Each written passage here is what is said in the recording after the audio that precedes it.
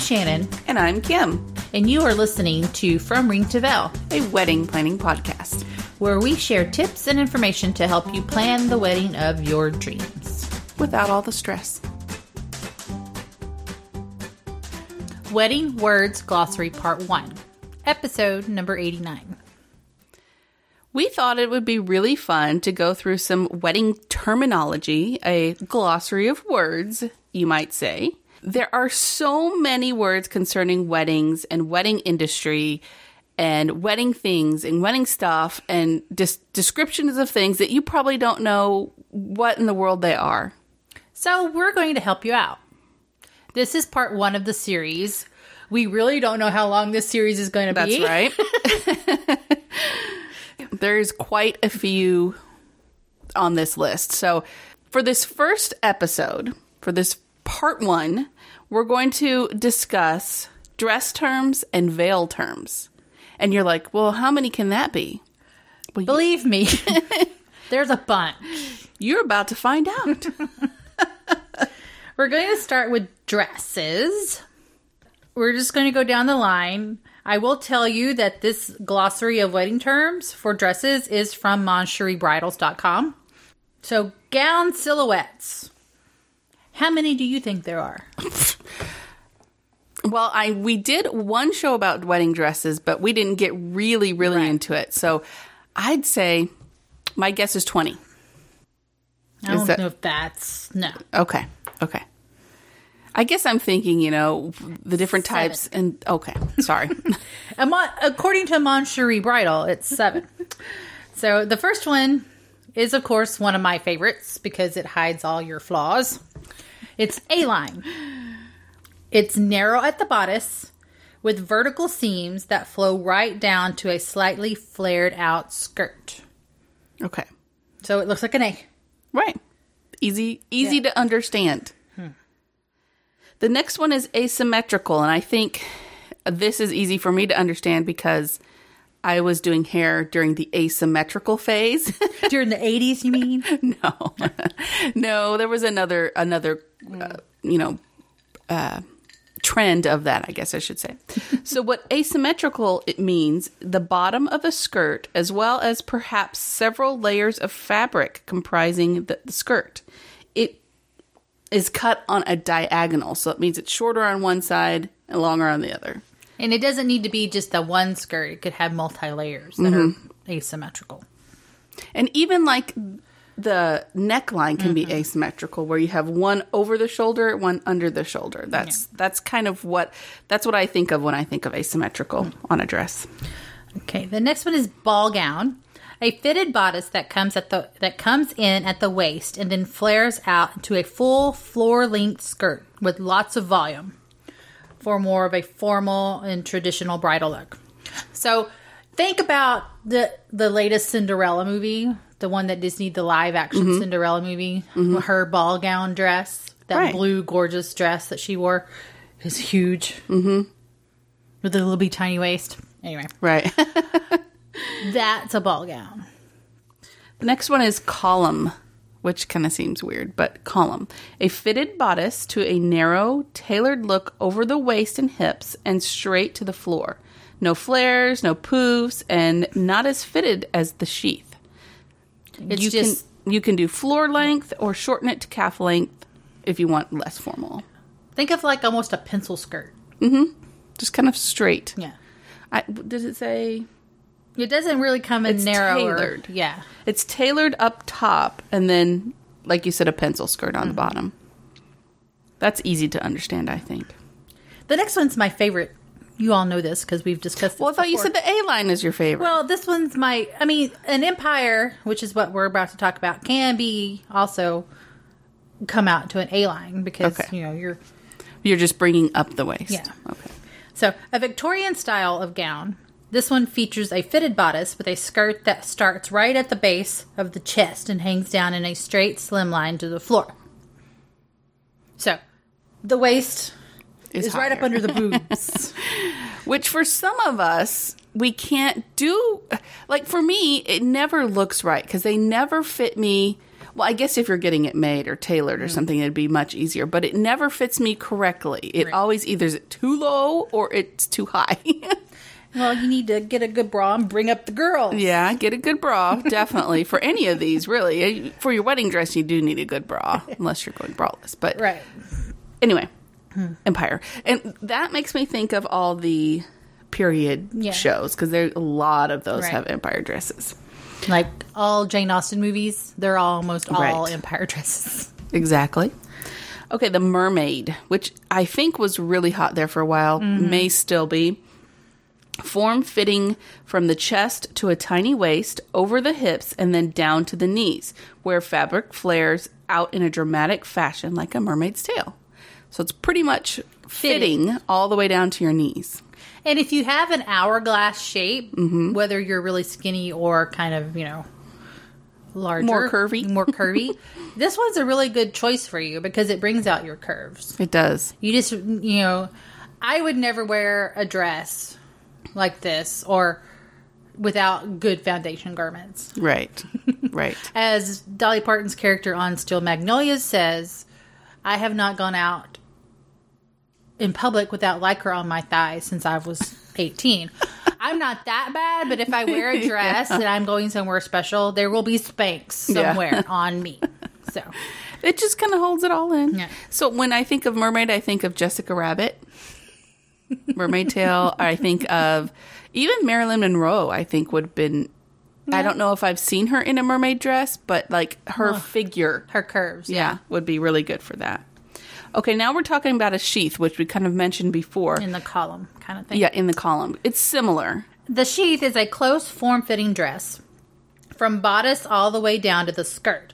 It may have a slit at the legs for easier walking, which, yes, it needs to. Yes. I mean, come on. How do you walk without one? I mean, I guess if you're taking tiny steps because you have really high shoes, that would matter, but I don't know about that.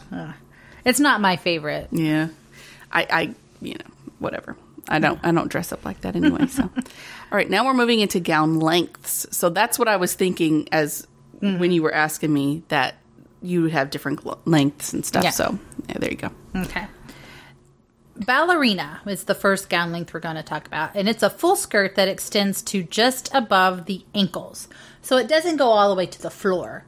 Think of when you're thinking of the ballet, they can't have skirts that go all the way to the floor because it'll get in, it'll get in the way of their feet. Yeah. So it kind of just stops at the ankles. I think I like that. Yeah. I think I like that. I would too. You wouldn't have to wear high heel shoes. Exactly. That's probably why I like it. We could wear ballet flats. That's right. There you go. Hey, that would be a good idea. Anyway, it's probably where it came from. Floor length, like you were saying, reaches the floor. I mean, duh. That's very, very simple to understand. The hem extends for a gentle glide, obscuring the view of your shoes. Why would you want to do that? I don't know. But I mean, most wedding dresses are floor length. That's true. So they do hide your shoes unless you make it a point for people to see them. Exactly. Which you spend all these money on those shoes. Why would you want people to see them? Anyway. Exactly. I digress. Intermission. It sounds like you're taking an intermission from a movie. Yeah. Also called cocktail length. So I guess cocktail length was a better name. Yeah. This one reaches to any place between the knee and the ankles, with the most common length being mid-calf, or a midi length. That's the new term, is the midi length. So. Okay. That's very easy to understand. High-low. A dual level dress. The front of the skirt is intermission length, or midi length, as I just learned. Then extends gradually lower along the sides down to the floor length in the back. It could also be mini length. Mini? Oh. Above the knees is mini length. Yeah. You have mini, knee, and then midi, M-I-D-I. But, yeah, I mean, I've seen some that come way up high. Oh, yeah, that's true. And then you have the shorter skirt, and then you have an overlay of a high-low. I mean, there's a million ways to do it, but it's really easy to understand. No. The next one is knee length. The skirt reaches just below the knee. Street length, which I've never heard. The skirt reaches an inch or two below the knee. Street length. Have you heard that before? What's the difference between knee length?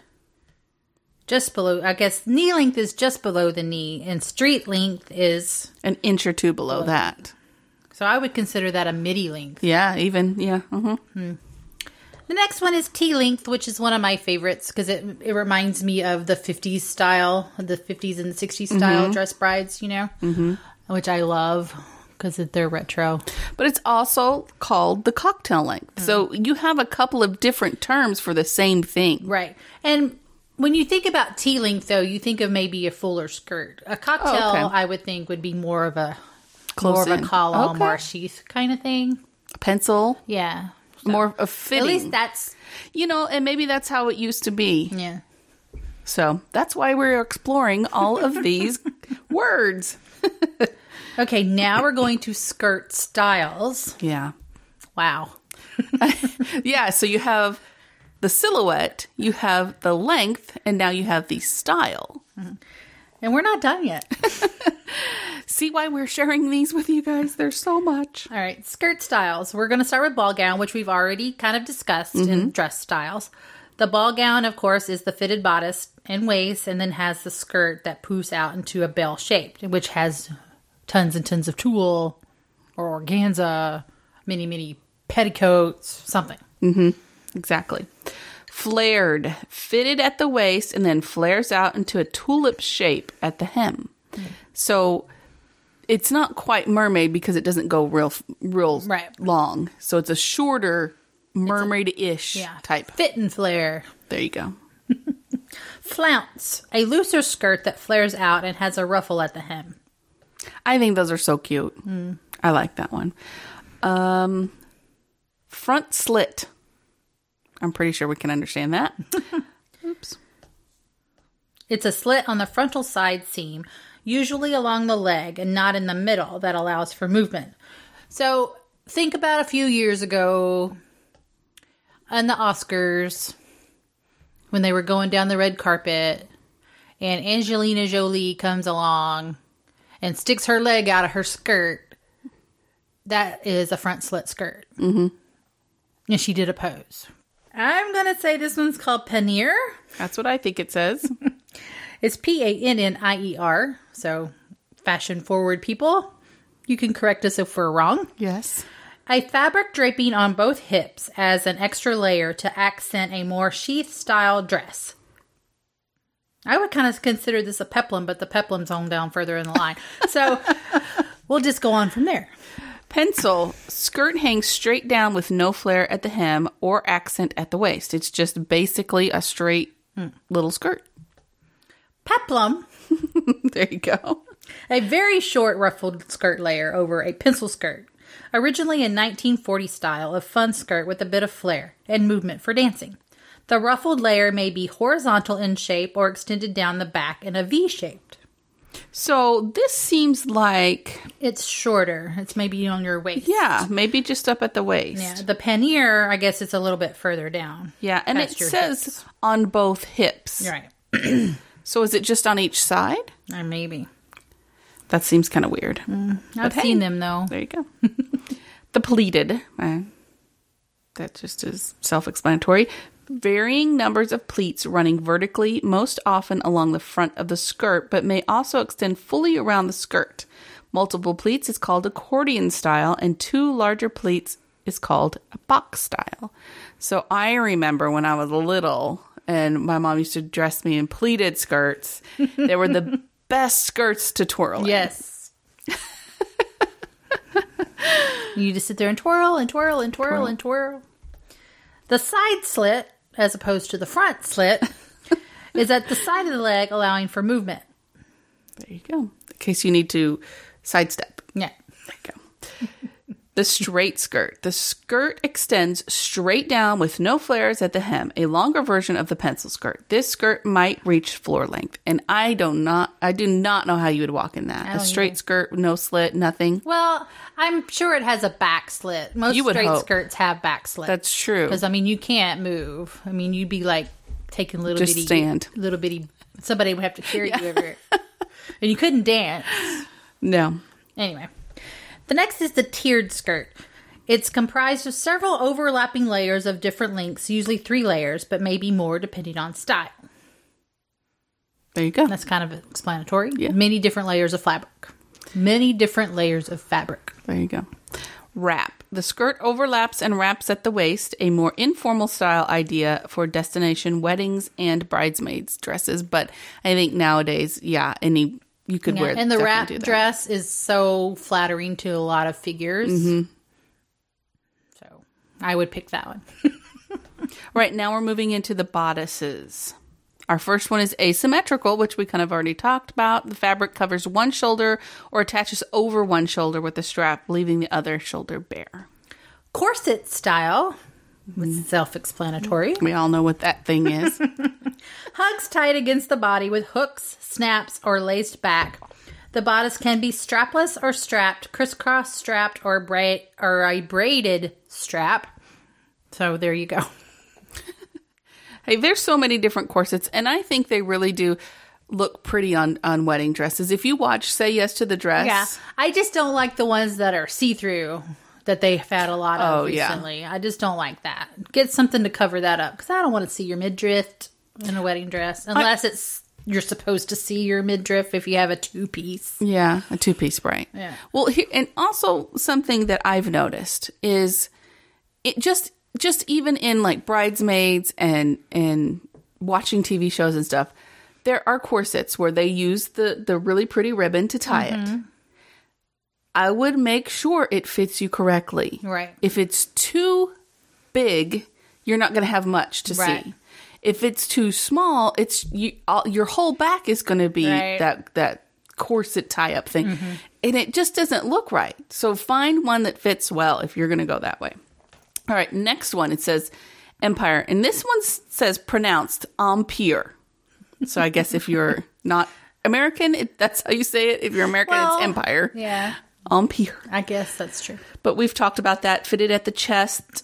And then the fabric hangs straight down under the bust line for a Shakespeare in Love look. The midriff, which we just kind of touched on, reaches just below the ribs and burying your stomach. This is mainly for like 2-piece dresses. Maybe you do a tulle skirt and a midriff top. If you're very fashion forward and skinny. But that's really hot right now is the 2-piece.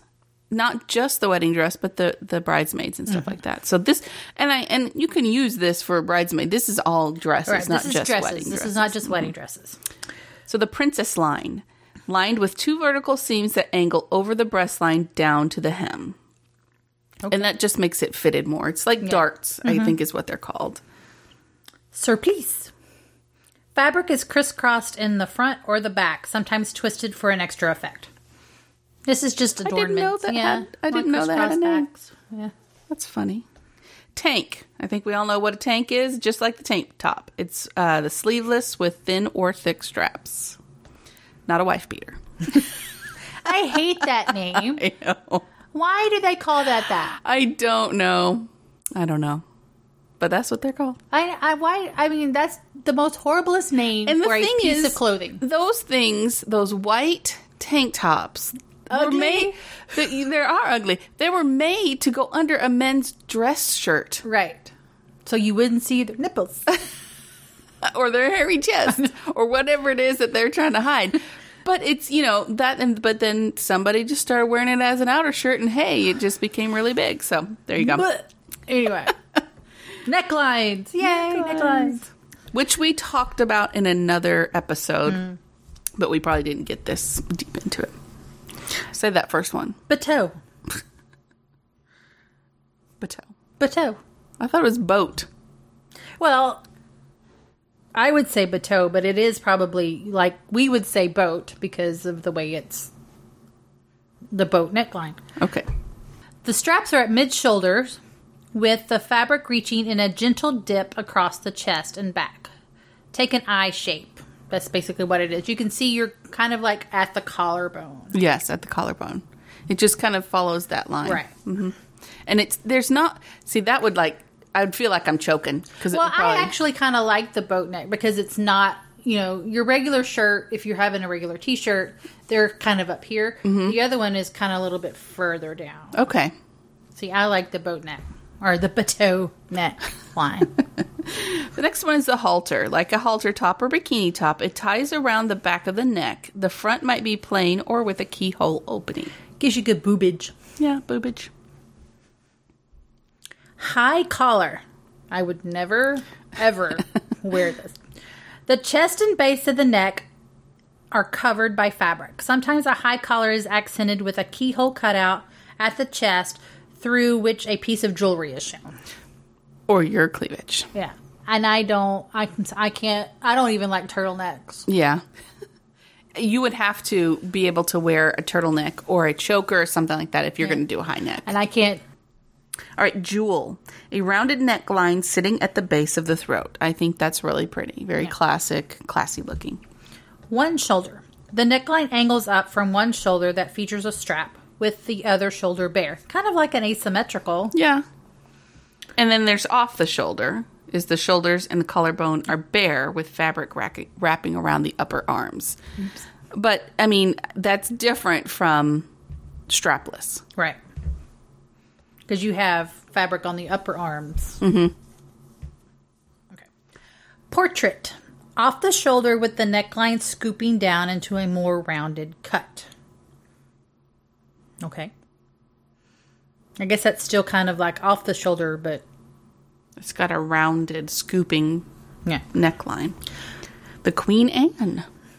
With shoulders covered and high back, the front is shaped like the bottom of a heart. The Sabrina. This is kind of like the ultimate...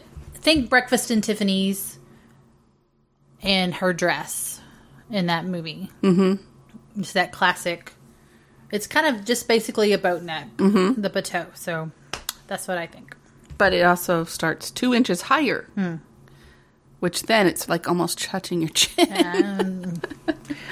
For most people, anyway. If you have a long neck, maybe not. But oh yeah, if you have a long neck, that would be really pretty. I bet. Kind of like what's her name? Audrey Hepburn. Kind of like Audrey Hepburn because she had a long neck because she was a ballet dancer. And oh yeah, that's true. I forgot about that. The scoop neck is a rounded neckline like the bottom half of a circle.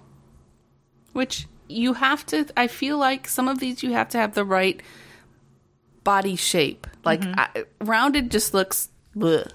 I like more of a V-neck or like a V somewhere there. You just got to try these on and find out what looks best on you.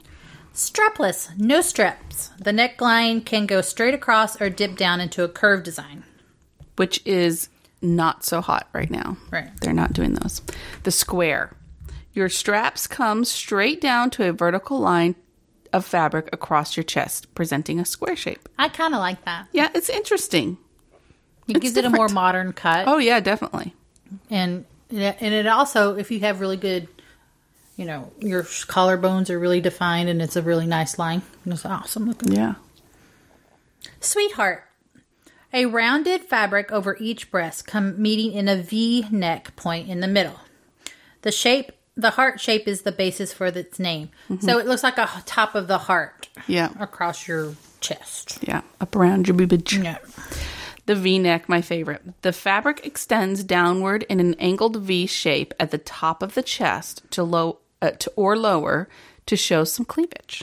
Now, it's not my favorite because of cleavage or anything like that, but it just looks better on me because of the size of my boobage. Well, I don't have any boobage, so I have to... Again, you have to try this stuff on to see what you like and what looks good on you. I have to wear underwires and push-ups to get any boobage. So, sleeves!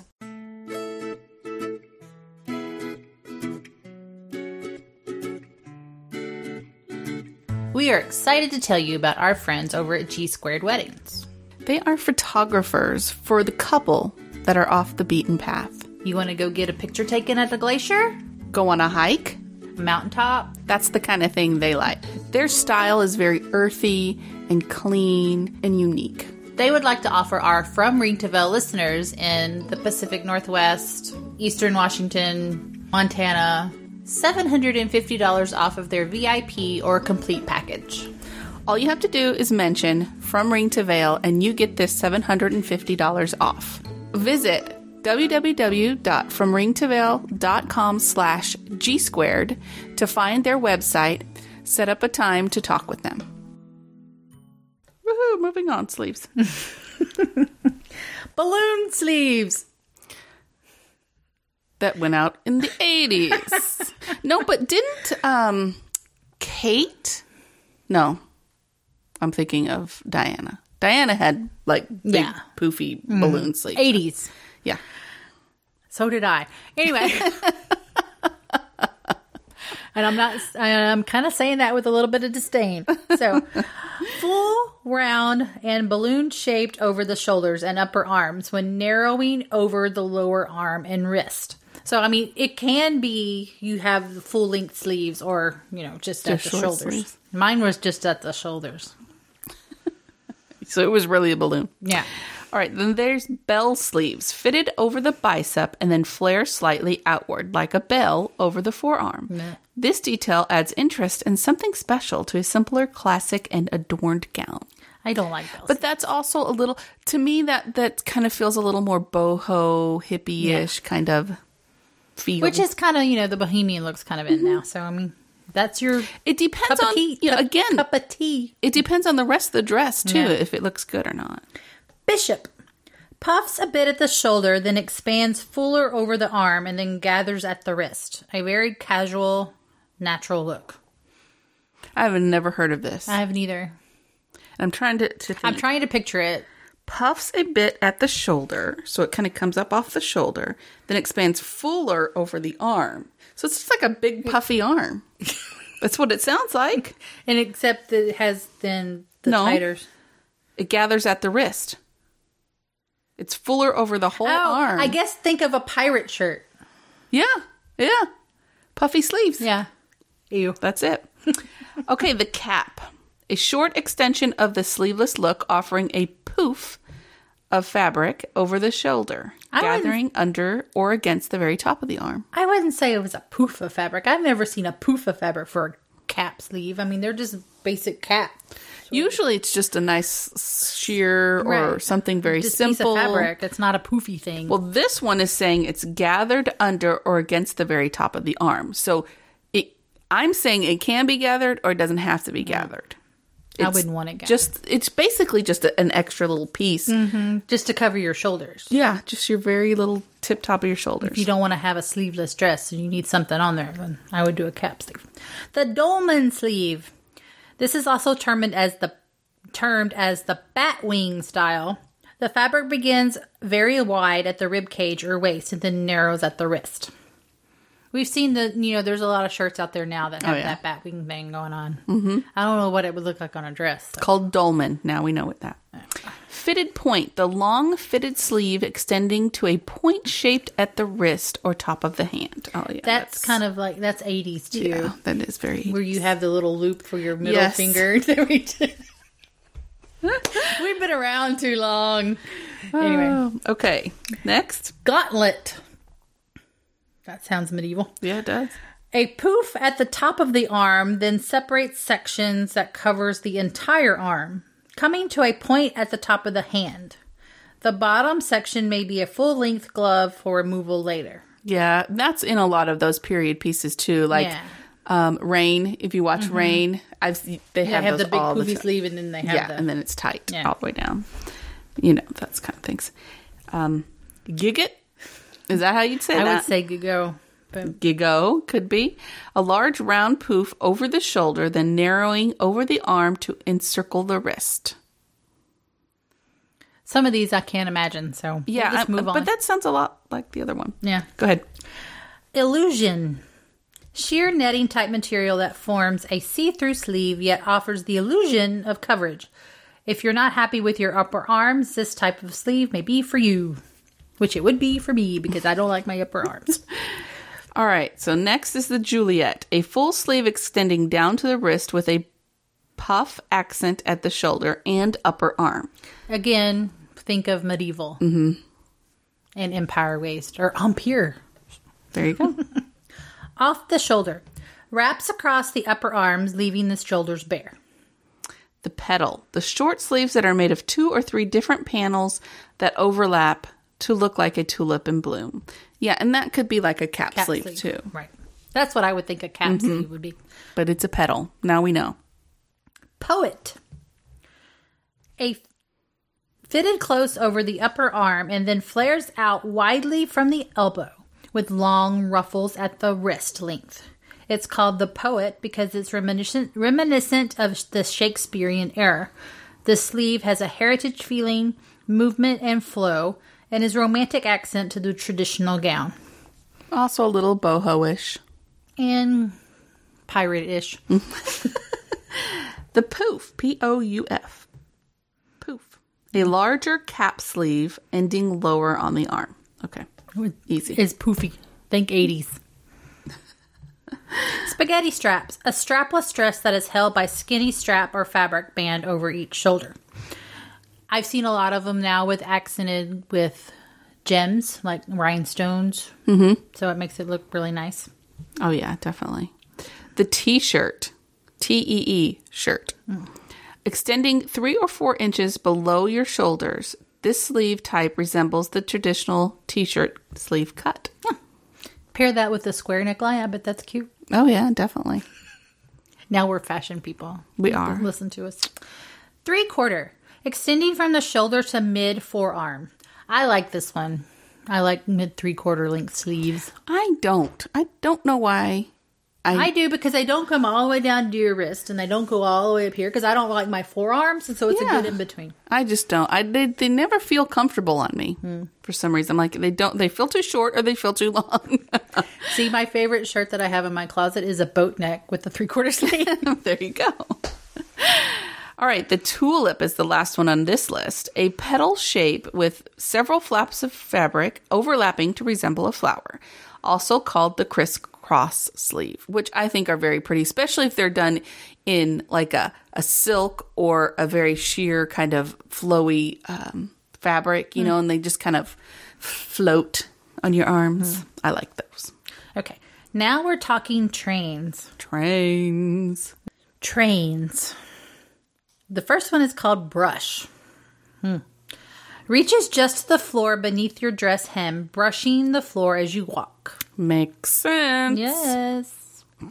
This style works with virtually all wedding types, as it can be formal to less formal, appropriate for outdoor weddings for its lack of drag, and fine for beach weddings. Brides say they can move easily in the train of this type. Walking, turning, moving is not a problem during the ceremony. They're happy not to have to carry around 6 pounds of bustled fabric. Oh, yes. Ugh. Yes. Bustled. Blech. I like that. Castilian. A French-inspired... Okay, so that's probably not the way you say it. Castillon or something. Castillon. French-inspired, very long train, often over 10 feet long. Whew. So think Princess Diana or any of the princess, really, you know. Can you imagine dragging that? No. That's when you need attendants back there to hold it up. Definitely. Cathedral or cathedral, which is the way it's kind of spelled, attached at the waist and extends dramatically 6 to 8 feet behind the gown. The train of choice for many ultra formal weddings. So I guess you can take this one off, maybe. Right, I bet you can. If you have it made that way. Right. And I think that was very popular, and it still probably is, to be able to take them off. The chapel, a formal to semi-formal style. The chapel train attaches at the waist and extends 3 to 4 feet behind the gown. I was thinking ground. Court, a short maneuverable train that the court attaches at the waist and extends behind you for 1 to 2 feet. That's not bad. No, that's not bad at all. Then you can just pick it up, the little loop in the bottom, and just... Very easily. Yeah. You don't have to bustle it. I think the cathedral and the chapel, you would have to bustle somehow if you don't detach them. The royal, also known as the monarch train, since it has been used in royal weddings such as the late Princess Diana. Oh, okay, so this was the royal. This one's the long one. Okay, an ultra-formal style, the royal train extends 10 feet or more from its attached position at your waist. Okay. I'm sorry, I would not drag that around. I know. Well, this is 10 feet or more. I know. The other one was 10 feet. Up to 10 feet. And I was thinking, oh, Princess Diana, Yeah. but good grief, poor girl. Well, that dress weighed, I think, if I can remember back, way back, her dress weighed a lot because she had, it was a ball gown style. So it had all of those layers of tulle underneath. And then that train. And those puffy sleeves. Yeah. Man. And her veil, and then she had some bling on it, didn't she? Or was it all lace, or was it all... I think it was a lace and satin or silk, or I don't remember, but I don't remember much bling. But, I can remember her veil extending past her train. Oh, really? So... Good grief. I know. The semi-cathedral. Extending for a length of 5 to 7 feet behind the dress. The semi-formal to formal train is a mix of chapel to cathedral length. The Bateau? Sounds like it. Looks like it. Watteau. Attaches at your shoulders or the top of your back. Yes, like a cape. And falls most often to the bottom hem of your dress. But may also be designed to reach just a little bit beyond the hem. Yeah, so I've seen these before. Yeah. Instead of, if you watch, again, Rain or any of those kind of medieval type shows. Kind of like, they have their cape things like when they... And it's just on the back. Right. It doesn't come around the front. The Bateau. The Bateau. That's interesting to me. Now we're talking fabrics. This is fun. Batiste. A lightweight cotton fabric and a thin grating to be almost transparent.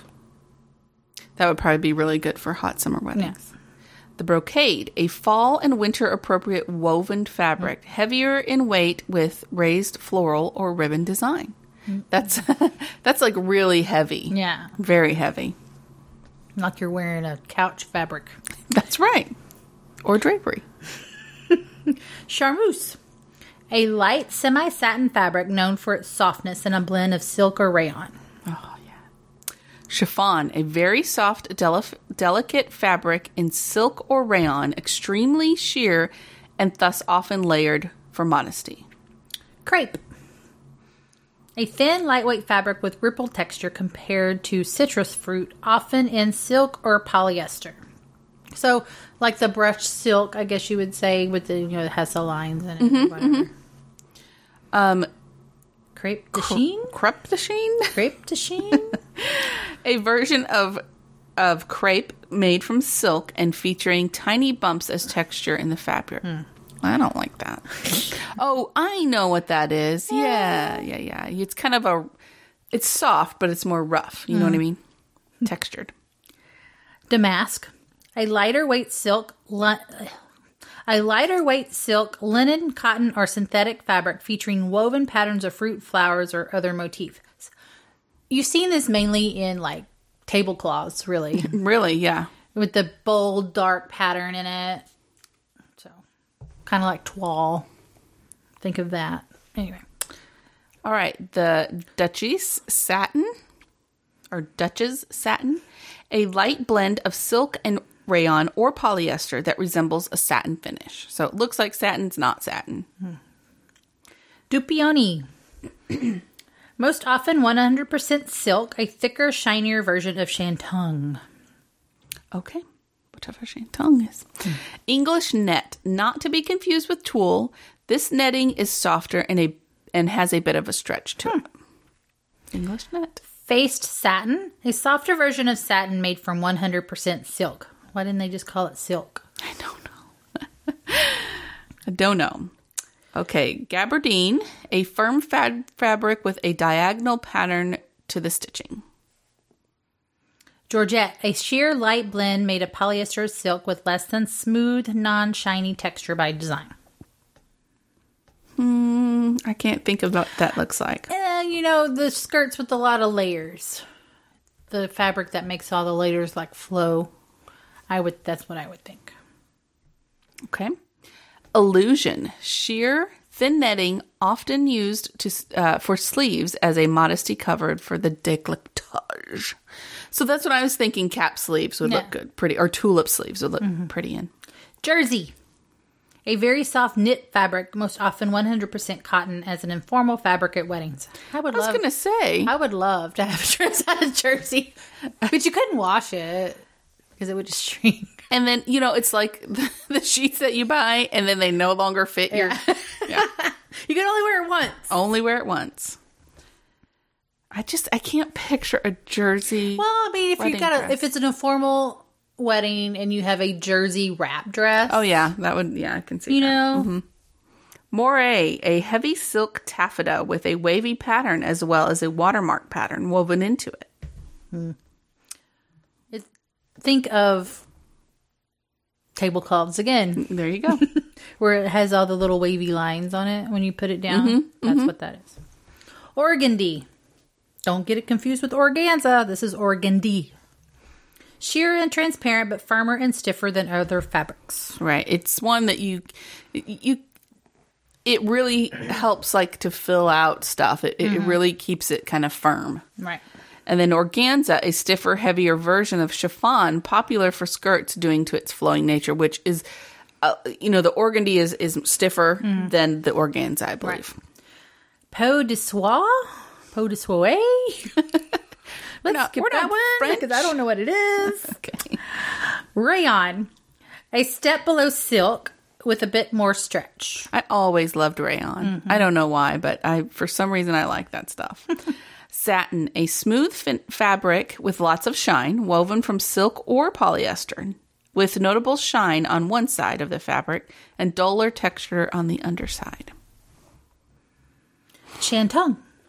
Woven from silk, shantung resembles dupioni, but is a much lighter weight and texture. Dupioni silk is really, really heavy, so shantung is thinner. A thinner, lightweight. Mm-hmm.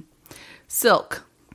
I think you all know what that is. The most popular fabric for wedding dresses with softness and shine. I don't know about silk. It just seems like I would be afraid you would sit down and it would tear. Because, silk's very delicate. I don't ever want to have a silk shirt because I'm always spilling stuff. Yeah, it's hard. You got to really take care of it if you want to take care of it. Silk gazar, a layered silk organza often in 4 layers. Silk mikado, a heavier, thicker form of blended silk, often a choice for cooler weather weddings. Taffeta, thicker fabric with movement and slight ribbing in the weave. Tulle, silk, nylon, or rayon, semi-sheer netting, most often seen in veils or crinolines. Velvet, a thick, soft fabric with short, felted pile, and may be made from silk. Velvet is more of a matte or pattern design, maybe crushed velvet. That is always pretty heavy. Yeah, I wouldn't want a wedding dress made out of velvet. Maybe coat. If you're having a winter wedding, have a coat over it. If you're having an outdoor winter wedding, which I don't know why you would because it's cold. But anyway. It might be kind of fun. Have a bunch of fires around. You could really make it work. All right. So that pretty much covers your dress, your silhouette, your shapes, your fabrics, your lengths. Right. So when you're talking to somebody about your dress, now you'll be a little bit more knowledgeable about what these things mean. And that when you're at a dress shop and they spit these words at you and you're like, what is that? Now you'll know. Right. Because you've listened to us. We will post a link to this specific site that we're getting this information from. We found it to be the most comprehensive and really liked this. So we'll put a link on the website as well as all the names of everything so that you can see exactly what we're saying. Right. And the next episode in the series, which we'll announce when we're going to do that, it'll be about veils and lace and gloves and your accessories that go on your dress or with your dress. So exactly. This is fun for me anyway. We learn as well as you. Not that we don't know what we're talking about, but some of these things you never heard of. Right. And I like fashion, but I'm not a fashion person. You're not a fashionista? Yeah. So Well, sort of. You aren't, but anyway, you know a little more than me. I do want to remind you guys that we have a giveaway going on. If you go to www.fromringtoveil.com/88, you'll see our last podcast that we put out, and there is a giveaway there. We're giving away a really, really pretty hair comb. And go look at it. There's pictures on the post. It's really easy to enter, and there's a few ways to enter. And if you leave us a review, not just a rating, but a review, and give us your name, your iTunes name, then you get extra points. You get extra entries. Wow. So awesome. Make sure you check that out. Don't forget that will end on the 21st. Email us at info@fromringtoveil.com or hashtag fromringtoveil on Twitter or Instagram. Don't miss a show. Subscribe to From Ring to Veil anywhere you listen to podcasts, and please leave us a review. Until next time, no stress, no worries. Keep calm and listen on. Thank you for listening to our podcast. You can find us on Facebook, From Ring to Veil, on Twitter @From Ring to Veil, and on our website, fromringtoveil.com. Music provided by bensound.com.